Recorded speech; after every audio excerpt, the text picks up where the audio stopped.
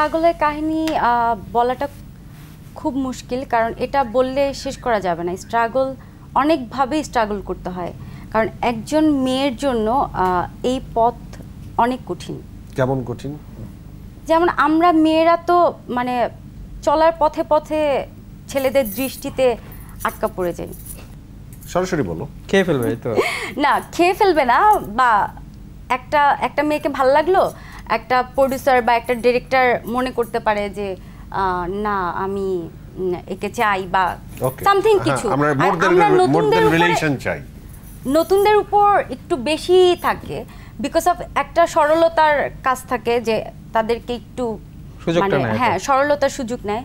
আর আরেকটা বিষয় হচ্ছে আমাদের ইন্ডাস্ট্রিতে কাজ করার পিছনে আমাদের যে একটা আকর্ষণ থাকে, এই আকর্ষণটাকেই তারা পুঁজি করে।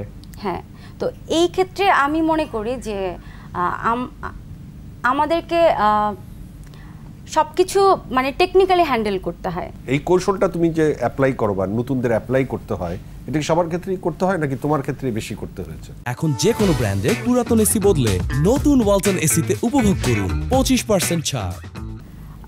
আমার ক্ষেত্রে করতে হয়েছে আমি তা বলছি না, আমি জাস্ট এক্সাম্পল দিচ্ছি যে আমাদের মেয়েদের উপর তো অনেক ঝড় ঝাপটা, অনেক রকম প্রবলেম ফেস করতে হয় আমাদেরকে।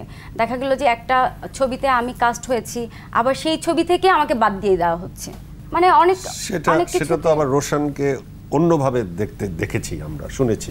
এই বিষয়গুলো যে ছেলেদের ক্ষেত্রে হয় না তা না, এটা একটা খুবই সিম্পল ইস্যু। বাট তুমি যে প্রবলেমটার কথা বলছো, একটা ফিল্মের কাস্টিং পেতে গিয়ে বা ক্যারিয়ারের পথটাকে সঠিক পথে আমি বলেছি যে একটা জায়গা ধরতে গেলে কেউ তো আর এসেই মানে সব জায়গা পেয়ে যায় না।